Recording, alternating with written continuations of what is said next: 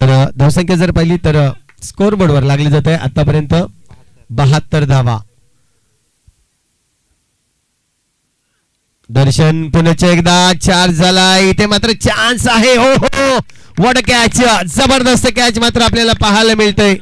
अर्जुनच्या माध्यमातून ज्या पद्धतीने आला होता एखादा लेदर क्रिकेटर खरोखरच ज्या पद्धतीने ड्राईव्ह मारत असतो त्याच पद्धतीने. आणि मैदान खूप चांगलं आहे, नक्कीच जाणीव आहे या मैदानावर पडलो धडलो तरी लागणार नाही हे मात्र पाहत असताना दर्शन मात्र कमालीची फलंदाजी केली.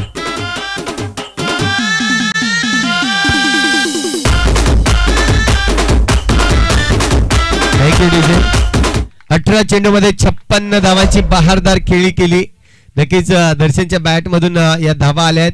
खूप ऍडव्हान्स धावा असतील कारण की गरज होती एक चांगली पार्टनरशिप, एक चांगली इनिंग खेळण्यासाठी. आणि दर्शन जेव्हा मैदानाच्या आतमध्ये उतरला ओपनर नक्कीच पाहायला मिळाला. खूप चांगली फलंदाजी केली. मात्र त्याहूनही मी कौतुक करेन ज्यांनी क्षेत्ररक्षणातून हा झेल टिपला गेला. जबरदस्त झेल पाहायला मिळाला.